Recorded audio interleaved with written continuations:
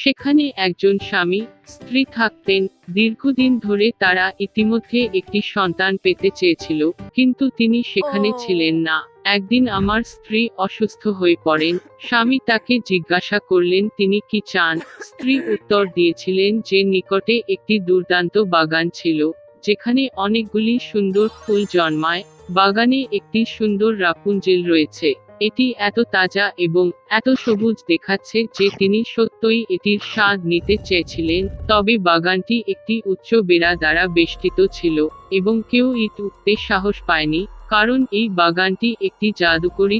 তিনি দুর্দান্ত শক্তি অর্জন করেছিলেন এবং বিশ্বের সবাই তাকে ভয় করত। স্বামী তার স্ত্রীকে খুব পছন্দ করতেন এবং তার জন্য একটি র্যাপঞ্জেল নেওয়ার সিদ্ধান্ত নিয়েছিলেন, তা তার জন্য যতই ব্যয়বহুল। এবং তাই সন্ধ্যাবেলায় তিনি পাথরের বেড়ার উপরে চাদরের বাগানে ঢুকে পড়লেন। তাড়াহুড়ো করে হুট করে পুরো মুষ্টিমেয় সবুজ রাপুঞ্জেলটি নিজের স্ত্রীর কাছে নিয়ে এলেন। তিনি তৎক্ষণাৎ সেখানে থেকে নিজেকে একটি সালাদ বানিয়েছিলেন এবং লোভের সাথে খেয়েছিলেন। তিনি এই সালাদটি এত পছন্দ করেছেন যে পরের দিন তিনি আগের চেয়ে আরও বেশি চেয়েছিলেন। স্বামী আবার বাগানে উঠলেন, তবে ডাইনি ইতিমধ্যে তার সামনে দাঁড়িয়ে ছিল। সে রেগে তার দিকে তাকিয়ে বলল যে সে রাপুঞ্জেল চুরি করার জন্য অনেক টাকা দেবে। তিনি ও! জাদুবিদ্যাকে রাগ না করার জন্য বলেছিলেন, কারণ তিনি খুব অসুস্থ। তার স্ত্রীর জন্য রাপুঞ্জেল ছিঁড়েছিলেন এবং সে তাকে এত ভালোবাসে।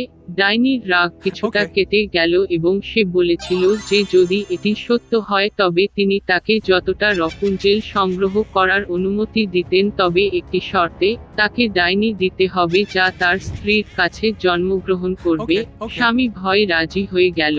স্ত্রী যখন একটি কন্যা সন্তানের জন্ম দিয়েছিলেন, ততক্ষণে ডাইনি উপস্থিত হয়, শিশুটিকে তার সাথে নিয়ে যায় এবং তার নাম রাখে রাপুঞ্জেল। বিশ্বের সবচেয়ে সুন্দরী মেয়ে হয়ে উঠল Oh, রাপুঞ্জেল। wow! যখন সে 12 বছর বয়সে ছিল, জাদুকরী তাকে একটি টাওয়ারে আটকে রেখেছিল। সেই টাওয়ারটি বনে ছিল এবং এর কোনো দরজা বা সিঁড়ি ছিল না, কেবল একেবারে শীর্ষে একটি ছোট উইন্ডো ছিল। জাদুকরীটি যখন টাওয়ারে উঠতে চাইল, তখন সে তার পাথরটি নিচে টানতে রাপুঞ্জেলকে ডেকে নিয়ে গেল। আর রাপুঞ্জেলের দীর্ঘ সুন্দর চুল ছিল।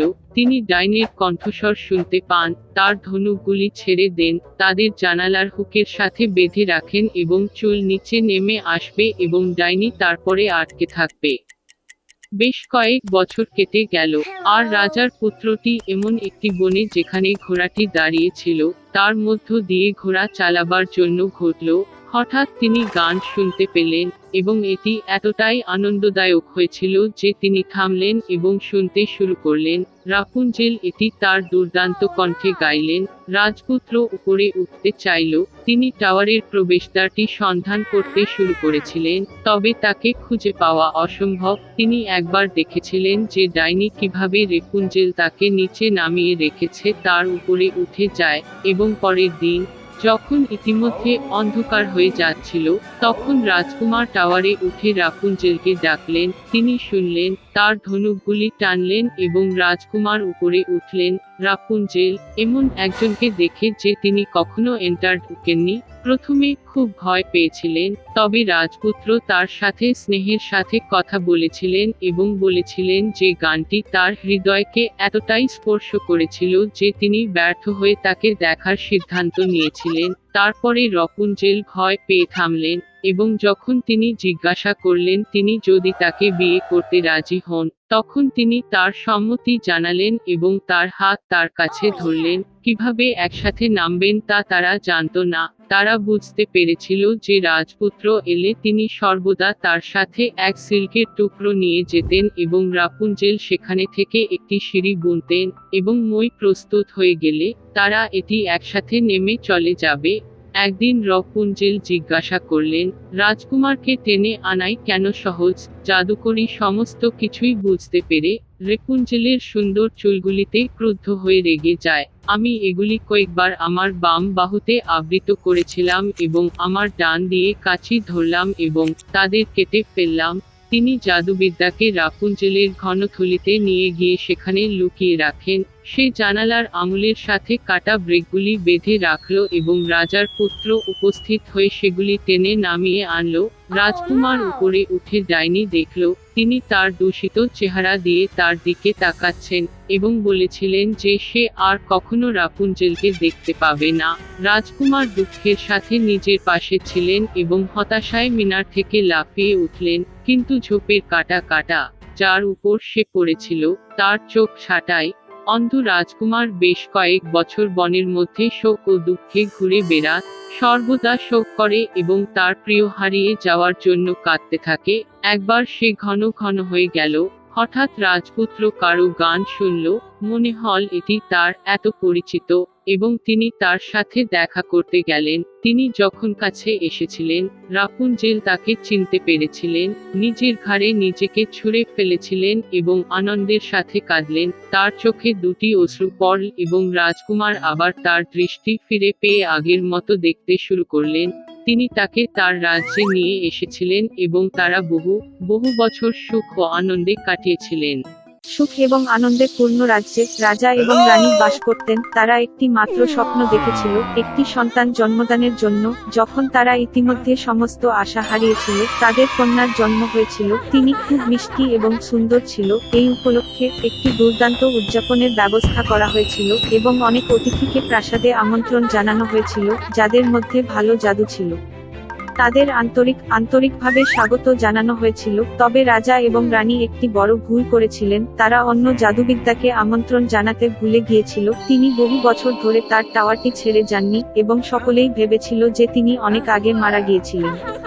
রাজকন্যাকে উপহার দেওয়ার সময় এলো। পরীরা তাকে উদারতার সাথে সৌন্দর্যে, সদয় হৃদয়, বুদ্ধি, একটি সুন্দর বেশ, নৃত্য এবং বিভিন্ন বাদ্যযন্ত্র বাজাবার ক্ষমতা দিয়ে পুরস্কৃত করেছিল।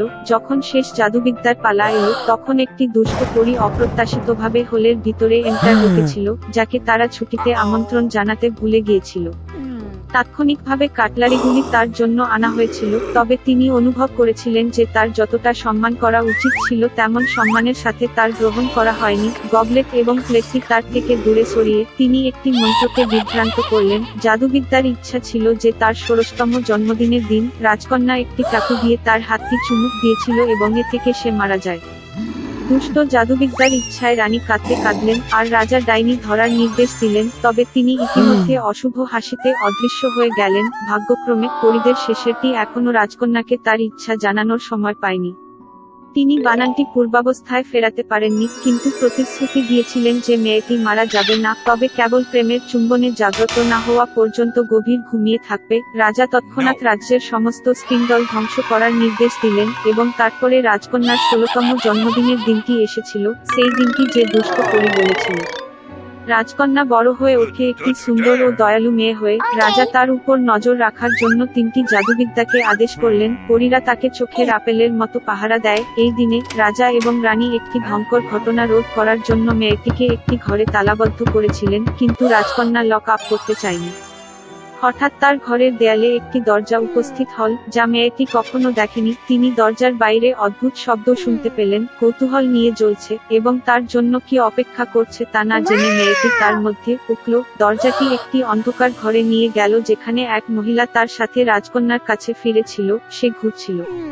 মেয়েটি জীবনে কখনো কোনো টাকু দেখেনি। সে কৌতূহলী হয়ে উঠল। রাজকন্যা টাকুতে গিয়ে স্পর্শ করে, আঙুলটি চুমুক দিয়ে গভীর ঘুমের মধ্যে পড়ে যায় এবং সেই মহিলাটি একটি দুষ্ট পরী হিসাবে পরিণত হয়েছিল, যিনি খুব খুশি ছিলেন যে তার বানানটি সত্য হয়েছিল।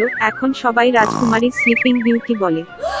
দুর্ভাগ্য সম্পর্কে জানার পরে দয়ালু জাদুকরী মেয়েটি জাগ্রত না হওয়া পর্যন্ত রাজা এবং রানী এবং সমস্ত রাজ্যকে ঘুমিয়ে রাখার সিদ্ধান্ত নিয়েছিল। শীঘ্রই দুর্গের চারপাশে এমন দুর্গন্ধযুক্ত গাছ এবং কাঁটাযুক্ত ঝোপগুলি দুর্গের আশেপাশে বৃদ্ধি পেয়েছিল যে কেউ এইরকম ঝাঁকুনির মধ্যে দিয়ে যেতে পারে না। 100 বছর পরে অন্য রাজ্যের এক সুদর্শন রাজপুত্র শিকার করতে গিয়েছিলেন। পরিত্যক্ত দুর্গের টাওয়ারগুলি দূর থেকে দেখে তার বাবা মা তাকে যে ঘুমন্ত সৌন্দর্য সম্পর্কে পুরানো গল্পটি মনে করেছিলেন তা মনে পড়ল এবং রাজকুমার ভিতরে ঢোকার সিদ্ধান্ত নিলেন। তিনি গাছ ও কাটা ঝোপের দুর্ভেদ্য ঘন ঝোপের মাধ্যমে তার উপায় করতে লড়াই করতে হয়েছে। তবে শেষ পর্যন্ত রাজপুত্র পরিত্যক্ত দুর্গের দরজাগুলির কাছে গেলেন, তিনি পুরো দুর্গে ঘুরে দেখলেন এবং সিংহাসনের ঘরে ইন্টু উঠলেন। সেখানে রাজপুত্র দেখলেন রাজা ও রানীকে ঘুমিয়ে আছে। তারপরে একটি ঘরের মধ্যে তিনি স্লিপিং বিউটি লক্ষ্য করলেন, তিনি ফুল দিয়ে সজ্জিত বিছানায় ঘুমাচ্ছিলেন। রাজকুমার বিছানায় গিয়ে সুন্দর রাজকন্যার দিকে চেয়েছিল এবং অনুভব করেছিল যে তার মন ভরে গেছে। তিনি নিজেকে সংযত করতে পারেননি এবং স্লিপিং বিউটিতে চুমু খেলেন, এবং এই মুহূর্তে সে চোখ খুলল এবং একটি সুদর্শন রাজপুত্রকে দেখতে পেল। রাজা ও রানীও জেগে উঠলেন, পুরো রাজত্বের মতোই তারা আনন্দিত হয়েছিল, এবং কনে এবং বরের সম্মানে বিশ্বের সবচেয়ে সুন্দর বিবাহিতটি ঠিক সেখানেই সাজানো হয়েছিল। তারপর থেকে তারা সুখী জীবনযাপন করে।